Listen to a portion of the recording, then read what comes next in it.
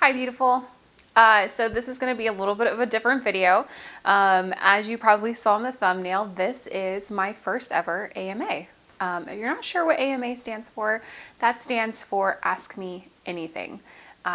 I have a lot of questions that come to me either through comments or Facebook or Instagram or even email where ladies reach out to me and ask questions that they particularly have, and that's kind of where it ends. I answer their question, and I thought to myself one day, I think that I should do a video on it, because there might be other people out there that have the exact same questions. So that's what I'm going to do today. And that being said, if you have any particular questions that I don't answer today, feel free to leave them in the comments. You can also reach out to me on Facebook. I have my own Facebook page, Tresses. You can message me there. I have an email address that I have linked below as well. So pretty much any way that you can reach out to me, Instagram, Facebook, feel free to shoot me your questions and I will do my best to answer them for you. If I don't make them through all of them today, and I don't think I will because I haven't gone through all of my videos and looked at all the comment questions, I will continue to make these videos as we go along. So feel free to shoot me a question. All right, so the first question, and I'm kind of going in reverse order that I received them. So my older videos I haven't gotten to yet. So some of these questions are a little bit newer, more towards my current format. So first question here is, where are your live shows? So I've mentioned it a couple of times in my videos that I do live wig sales. All the wigs that I get do come to me free of charge, and I do reviews on them. And after I've done my review on them, I turn around and sell them to you guys at a deeper discount so you guys can take some savings on that. And that helps support my channel, which is fantastic. So I do them on YouTube, and my husband helps me, and I'll provide links to them on the different Facebook groups that I'm in when it happens. If you guys follow me on a different Facebook group and on my own Facebook group. Sorry, I'm having an itchy wig day today. So what I do there is he helps me, and we live stream it on YouTube, and I try on all the wigs for you guys, and then you message me on Facebook essentially, and that's you talking to my husband, and he will take payment and everything and get your address and get that shipped out to you the very next day. So the answer to that is we do them here on YouTube. I actually save them on YouTube, so if you want to go back and look at them, see kind of how the process goes, I do have my last wig sale up here. All right, question number 2. Has anyone ever called you out on wearing a wig? And if so, what was your reply? Has anyone called me out for wearing a wig? I would say no. First off, everybody who I know knows I wear wigs because my hair changes. And they know I do YouTube, and they're on my Facebook, so they see all these pictures. But as far as being called out for wearing a wig, no, I've never personally had that experience. No one's ever stopped me at a grocery store and said, that's a wig. I just don't think people most of the time do that. I think if you're going to receive any type of criticism like that, that's just outright blatant, that is likely, unfortunately, going to come from someone you know. I've heard many stories of it being family members, unfortunately, that kind of don't understand what we go through, and they say some pretty not nice things to some women. So no, I've never been personally called out. Now, however, if I was called out and they said, that's not your hair, my reply would be, yeah, it is. I bought it. You buy this hair, it is your hair. Don't think this is not your hair. Just because you're wearing a wig doesn't mean you're worth any less, doesn't mean that, it's not your hair. So, if someone calls you out for it, I'd spit it back around and try to educate them and show them how ignorant they're being in that particular moment. Because typically, in my experience, that's what helps to shut people up, is educating them. And yeah, so I hope that answers your question. Do you always wear a wig grip or a cap? The answer is anytime I'm doing a review, yes. for a couple reasons. One, it helps to keep my hair contained because I do still have my own bio hair. It's just incredibly thin on the top. I have a whole video about it and I've got pictures of it. Maybe I'll post one here for you as to what my bio hair looks like. So yes, I do always wear a cap and a wig grip. It's actually the same thing. It's all in one. I wear the Wig Grip Cap, which is a wig grip that has a cap already sewed into it. That helps me during my reviews to keep my hair contained because my hair is probably about this long now. My actual bio hair is. And I don't shave it off or anything because I wear toppers still. I wear toppers and wigs. So I do still have quite a bit of length on my hair, even though it's very, very thin. So the Wig Grip Cap keeps it all contained for reviews. And I'm wearing it right now with this wig. And then especially if you're wearing a wefted wig, it would stop any stray hairs from trying to stick out through the wefted wig. Sorry, I told you I'm itchy today. Another fun, not a question someone asked, but I have very sensitive skin. So if you guys ever see me with like red marks all through my chest area right here while I'm doing reviews, that's because, fun fact, I am allergic to a lot of synthetic fibers. By the way, I have all the links in the descriptions of my videos of everything that I wear and products that I use. So you can just click on the link and buy it right there. I get these from Amazon.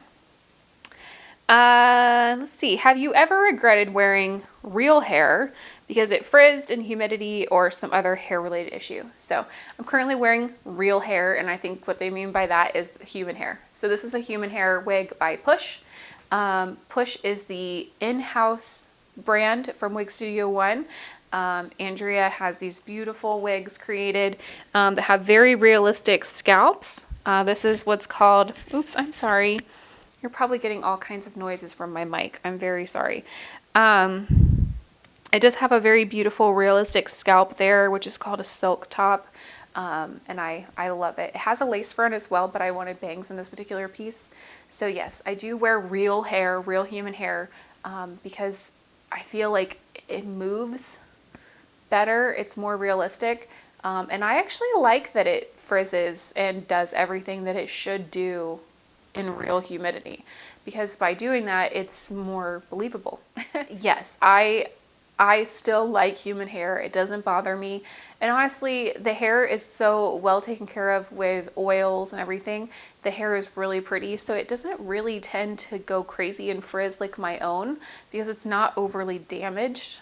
It's usually like this is originally was virgin hair at one point. It's been dyed since then, but for the most part, it's really healthy, so it ends up working out better for me. Where can I purchase the wigs you are wearing? Great question. All of the wigs that I get, and hopefully I do a good job in my videos explaining this, you can purchase them through Wig Studio 1. So Wig Studio 1 is the person who supplies, Andrea, supplies all the wigs that I review for you guys of all the different brands. And the Push brands that I've worn, those are hers as well. And so you can get them all there at wigstudio1.com. If I'm doing a live sale, you can get them directly from me. Those are wigs that I've directly done reviews on, and those are here in my home, and I resell them back out. But if you see something that you want a different color, wigstudio1.com. Why do you have to keep the wig in a hairnet? I'm new to wigs and just wondering. You don't have to. You absolutely don't have to. I do. Again, I try to keep all of my wigs in pristine, new condition because I turn around and sell them. So one of the benefits to keeping your hair in a hairnet is it's going to help keep it all contained inside the box, especially if you keep your wigs inside your box. You're not going to be accidentally putting the lid on top of your box and then putting a crimp in the hair from that. It kind of helps also to hold in the style of the wig, especially if that wig has a wave or a curl to it. It kind of just helps to keep it all there. That being said, synthetic wigs are extremely resilient. They don't have that, once that curl is there, it's not going to leave unless you make it leave. So, and by make it leave, I don't mean washing it. I mean like you steamed it straight. If you steam something straight, then obviously you can ruin the curl pattern. But unless you're doing that, no, it's going to be just fine. So no, you don't have to keep the hairnet on it, but I do. I think it just keeps everything contained, less chances that it could possibly become damaged. Oh, this is a question. So I really thought about not including this question in this AMA. So we're about to get a little real here, and I'm sorry if any of you agree with this particular person who commented on my post, but I'm hoping I can educate a little bit here. Do you ever feel bad about selling wigs that were given to you for free? Even at a deep discount, you are still making quite a bit of money. Well, person, whoever you are, no, I don't feel bad about selling the wigs that were sent to me for free. This thing that I'm doing is not so that I can be famous. I'm not famous. A couple thousand people follow my videos. I don't make a lot of money from YouTube, but I did purchase quite a lot of equipment. I'm sitting here talking to you on a quite expensive camera with a quite expensive monitor up here to be able to monitor myself. And behind that are quite expensive lighting kits. And then I have a quite expensive computer to edit all my videos. I have incurred quite a lot of expenses to be able to try my best to create high quality videos so that the ladies and gentlemen who watch my videos are able to see it in a good HD quality, to be able to see the hair fibers, to try and help them to be able to make an informed decision on whether or not they want to purchase a wig or not. And if I just did that on a webcam, or sometimes even on my cell phone, I don't feel like I would get the quality that I wanted out of it. So that's why I did this, and I went and purchased all this equipment. So that's one thing. So selling the wigs does help me to recoup some of that cost. The other part of it is that a lot of time goes into this, and this is something I love doing. And I'm not saying this is a burden, because it's absolutely not. There are some days where no, I would prefer not to put on makeup. I would prefer not to do a wig video. It takes all day to do a video and edit it and get ready and do everything that I need to do. So sometimes, yeah, I get lazy and I don't want to do it. But at no point do I ever stop and think, maybe I won't do this anymore. I love it. So that being said, I absolutely love what I do, but it does take a considerable amount of time that takes me away from my family. It takes me a lot of time to edit my videos and try to make them look as professional and polished as I possibly can. So no, I feel like my time is valuable. And so if I'm able to take those wigs and turn around and sell them and help that to benefit my family, then I think that that's a good thing. In the meantime, I hope I educate, and I hope I can pass along savings to you guys, because the prices that I mark these wigs down that I sell them, you're not going to find them anywhere brand new cheaper than what I'm selling them for. And the wigs are basically brand new. They've been on my head one time for one review, and then they're put back into the box. I don't use styling products on them or anything, because I don't want to do that to the wig and send it to somebody. So yeah, so that was a really long question. I'm sorry, a really long answer to a question that no, I don't feel bad for it. It helps support my family, helps to bring me in a little bit of income, and I hope that I provide a valuable service to you guys. So yeah. Can you put wig hair behind your ears? Yes, you can. You can put wig hair behind your ears. Let's see. So you can do this. This helps to hide the ear tab here. Or you can put it completely behind your ear. But when you put it completely behind your ear, you are going to have a little bit of this. Let me get you closer. Let me lean you in. Sorry, you're going to get a little shaky here. You can do it, but you have like this ear tab. I'm trying to bend it backwards. Can you see that? Am I going too far? There you go. It has this ear tab. I've kind of bent it backwards so you can see the difference between my hair and this hair. So there is an ear tab here, and yes, you can put it behind your ear, and that's what it would look like, especially if the hair does not match your own bio hair. If your hair matches if your bio hair matches your wig hair, then I wouldn't be that very concerned about it. But you can get away with that by just kind of, you know, leaving a little bit of hair down. That helps to disguise it. Or you can do, try to recenter you guys.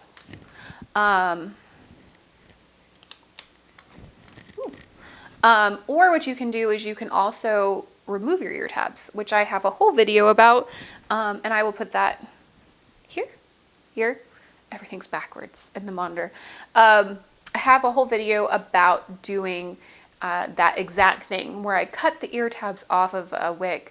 I had a wig by, that was I think a Raquel Welch wig, Dare to Be. And it was a beautiful wig and I loved it so much. That's actually one of the synthetic wigs that I kept the longest. I wore it a few times.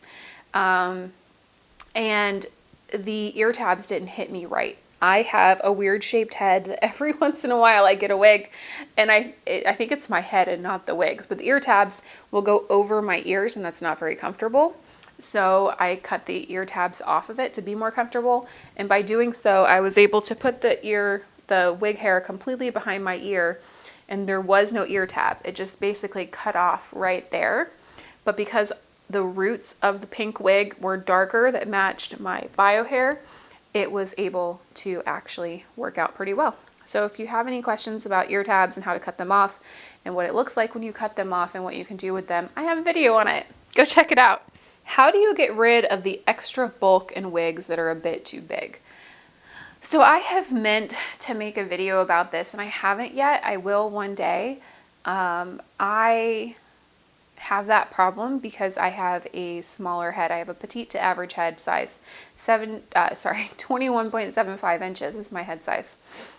And sometimes you get like some bulk, like in the back of your head right here.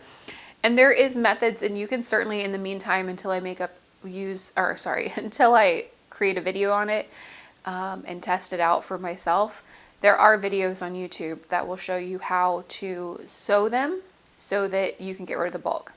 There's a couple of different methods. One is if it's a closed cap construction, you can literally take the wig and grab a hold of how much excess you have with your hand, and then you take it off of your head and still holding that excess, flip it inside out to get an idea of how much excess you have, and then you just fold it over on the actual closed cap, fold it over and sew it.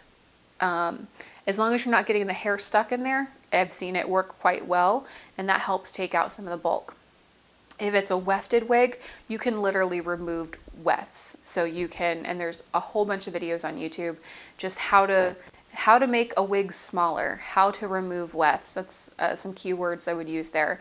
But I've seen ladies actually cut the wefts out and then sew them back together, and they just take, so like if this was the back of the wig, they would cut wefts out right here in the middle, take them out completely, and then sew them back together, thus making the wig a little bit smaller for you. So it's actually pretty cool, and you can customize it, especially if you have a piece that's human hair that you're going to have for many, many, many years, and you just want to make it a little bit smaller, you absolutely can. How do you make your parting space look more natural? I also have a video on this that I will put up here as well. The parting space can be made natural by a couple of different methods. I have a preferred one, which I show you guys on how to do that with Scar Away. Scar Away is a bandage that is flesh colored. Someone zoomed past my house in a go-kart. Scar Away is flesh colored, and it's a bandage that's sticky on one side and then is like a fabric feeling on the other side. But it's flesh colored on both sides. So what you do is you turn your wig inside out, you take the adhesive backing off of your Scar Away, and you push that down on your monofilament area wherever you want to create a nice part. By doing that, now you have covered that up and you have what looks to be more scalp there. This is not that. This is a silk top, which is meant to mimic a real scalp, so that's a little bit different. But it basically creates a similar effect that it will shade the color more to your skin tone. And I believe Scarway comes in a few different skin tones, so make sure to really shop around when you're looking there to make sure that you're getting one that matches you.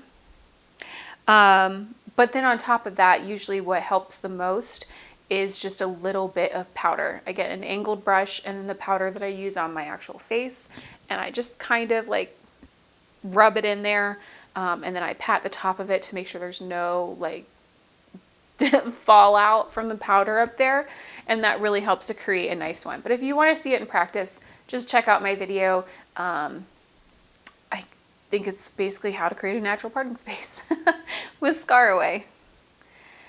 What color wig cap or wig grip should I wear? This is subjective. You can wear whatever color you want, completely up to you. But in my opinion, the color that you should wear is one that best matches, sorry, I just kicked my tripod. One that best matches your particular skin tone. For me, I've seen plenty of women who are Caucasian put on a dark brown or dark black wig cap. And by doing so, what they're doing is or wig grip, what they're doing is they're creating a space that if it does have a monofilament or a lace part, you will then see the wig cap or the wig grip through it, and it doesn't match your scalp. We want our hair to look natural. We want it to look like it's growing out of our head. So to me, it makes sense to wear a wig cap that matches what your head would look like if you didn't have any hair. So that's what I do. In all my videos, you will see me wear a wig grip that is tan. The actual wig grip is tan. The wig cap is more flesh colored. So when I wear that, that's typically when I use the Scarway to kind of hide the wig grip. Because again, I don't have a dark tan scalp, but the wig grip is dark tan and the wig cap is lighter. So that's how I change it. But really with Scarway, you can wear whatever wig cap you want, honestly, because it's creating a new parting space for you with whatever flesh tone you decide to choose. But when you can, I recommend doing one that matches your flesh tone. What wigs are big head friendly? So again, this is a hard one to answer because yes, Aesthetica to me is a little bit more big head friendly. They seem to fit me a little bit bigger. But they also can fit people with smaller heads because you can adjust them. Hand-tied caps from Jon Renau can tend to be a little bit more big head friendly because they stretch quite a bit. Or hand-tied caps in general stretch quite a bit because you don't have the wefts restricting you, because wefts are not stretchy at all. Whereas a hand-tied cap has individual hairs sewn in, so the hairs move with the cap and can be stretched quite a bit. So yeah, I would say anything that has a hand-tied cap is good. Aesthetica is good for big heads. Honestly, since I don't have a big head, that's kind of a hard question for me, but you guys can help me out. Feel free, if you have, do me a favor and drop in the comments if you know of really good brands that have good sizing for larger heads. Drop them below and try to help other wig sisters out with that. Also, Noriko is interesting for me. So Noriko fits me fine circumference wise, meaning that it hits me from like around here circumference wise, but then I tend to have a lot of bulk right here in the back. So it's kind of interesting. It's kind of big head friendly, but kind of not. Again, I think it's all subjective and what feels comfortable to you. And finally, last question for today, had to cut it off somewhere. What wig brands fit smaller heads? One of the biggest ones that come to mind is Ellen Villa. Ellen Villa does a lot of petite caps. I've seen women who have average size heads still fit in Ellen Villa. So I don't think it's exclusively small heads, but Ellen Villa does have quite a few that are smaller. I actually just did a review today on a wig called Avery by Tressa, and that wig fit me perfect. Absolutely perfect. I didn't have any additional bulk whatsoever. It fit great. That was my first Tressa wig. I don't know if they all fit that way, but Avery did. It was a basic cap and it fit perfect. So again, ladies, help us out. If you know of any other brands other than Ellen Villa, feel free to put them below and let us know if you feel of any that fit smaller heads better. That being said, actually, Jon Renau for sure has wigs that are labeled petite and some wigs that are labeled large. So you can also go that way and get the same wig. For instance, the same wig will come in an average, a large, and a petite. Not all of their wigs do that, but some of them do. And so that's a good way to be able to figure out some sizing there too. Okay guys, so that's all the questions I have time for today. Please feel free to drop even more questions below. Message me on Facebook or email me or Instagram and let me know any of the questions that you have and I'll do my best to answer them for you. If you're still hanging out with me, I would love it if you would subscribe to my channel if you're not subscribed already. And I will be doing more AMAs like this. And I hope to see you next time. Until then, bye beautiful.